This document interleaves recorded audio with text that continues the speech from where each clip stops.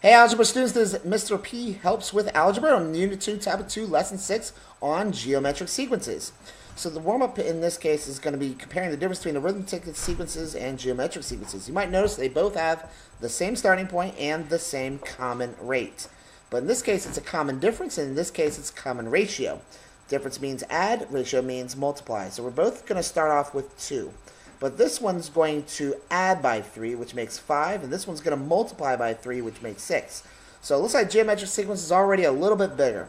And then you're going to add 3 here, you get 8, and multiply by 3 here, you get 18.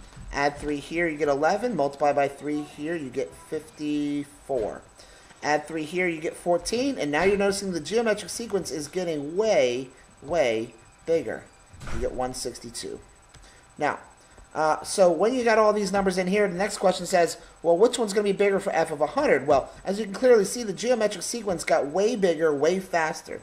So if you did this all the way to the 100th term, you would have an astronomically large number over here in the geometric sequence. Whereas on the arithmetic sequence, the answer would end up just being like 300. So it would not be that high. Whereas this one, because you're multiplying, big number times multiply by a number is going to make it way bigger. And if you add a number to it, it's not going to make it that much bigger. All right, so geometric means. So we're trying to find the middle number, but when given a geometric sequence. So there's two main ways of solving these questions I'm going to show you. One way to find the middle number is to multiply the numbers. 3 times 12 is 36. And then if you take the square root of 36, you get 6.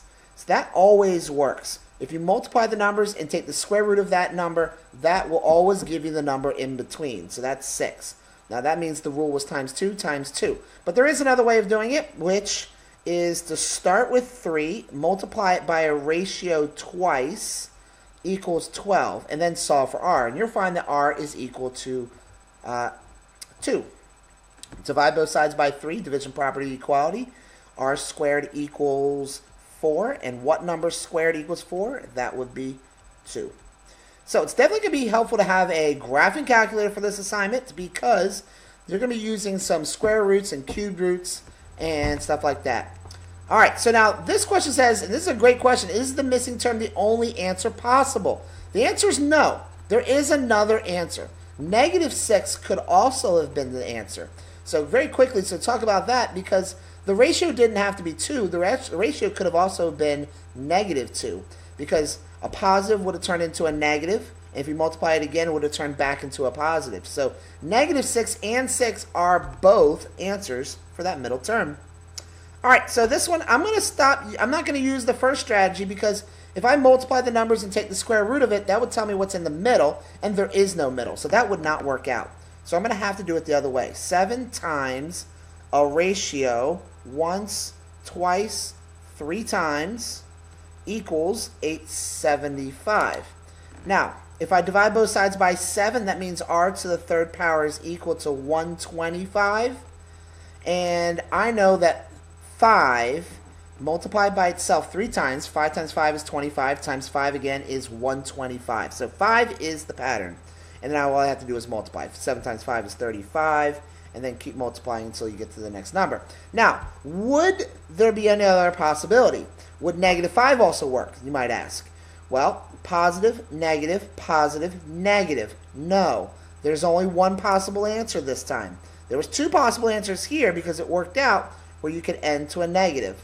So if you want to see if there's 2 answers, because that is important, then you just need to make sure that you follow the pattern until see if the end result is what you end up needing.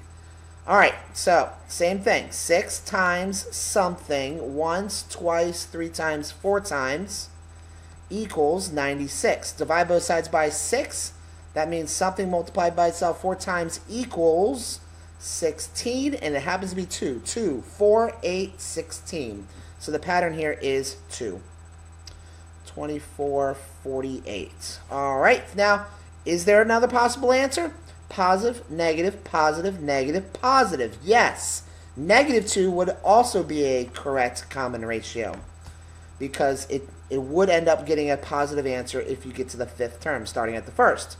So this time, 4 times something once, twice, 3 times, 4 times, 5 times equals 972. Something multiplied by itself 5 times equals, let's see, that would be 17, which would be 4 times 4, with 1 left over, would be 3. 243. So I believe that's 3. And in fact, I made a note to myself over here. That number over there, you're wondering, why didn't I just use that number right there? Oh, that's because I put it there. I put it there because I don't have a graphing calculator on me. So I don't have the capability of just holding up my calculator, pressing mode, and going down to where it says the square root of x, and then putting in the number 5 in for x, putting 243 here, and voila, graphic calculator is just going to tell you the answer is 3. I don't have that capability because I don't have a graphic calculator. If you don't have a graphic calculator, you need to get one because it does make life so much easier. So I made sure I prepped this, or if I got stuck, I could always look over here to the side. So I'm going to multiply by 3, multiply by 3, 3, 3, 3, 3, all the way across. You don't need me to show you how to do that, but what I do want to talk about again is, would negative 3 have worked? Positive would turn into a negative, then back to a positive, then back to a negative, then back to a positive, then back to a negative. So the answer is no. 3 is the only answer that would have worked.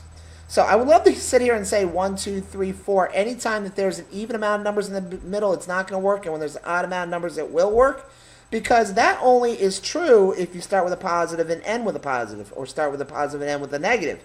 So I don't want to just tell you that there's some rule there, because there isn't. You actually need to check it out to see if it works with both positives and negatives. All right, homework. So this question looks familiar because we've already done it before.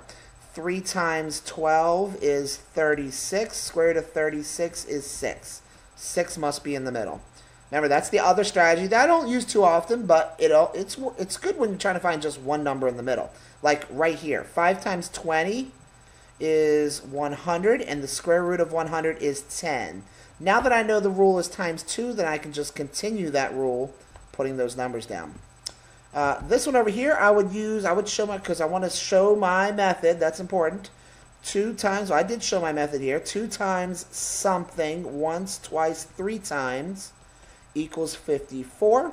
First thing I would do is divide both sides by 2. Something multiplied by itself 3 times equals 27, and that would be 3. 3 times 3 is 9, times 3 again is 27.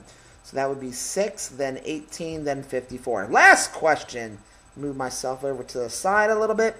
So we've got 4 is the starting point, times a ratio, once, twice, 3 times, 4 times, equals 324. So first thing I want to do is divide both sides by 4, division property of equality. 4 goes into 32 8 times with nothing left over, and 4 goes into 4 once. All right, so what number multiplied by itself 4 times equals 81? Yes, you guessed it. It's the number I prepped myself with to begin with. 3, 9, 27, 81. It works. So to prove it, let's go. So this will be 12. This will be 36. Times 3 again would be, let's see, 108. Times 3 again is 324. All right. Thanks again for watching. Please give a like if I helped you out, and definitely subscribe if you enjoy watching the videos. Thanks very much, and have a great day.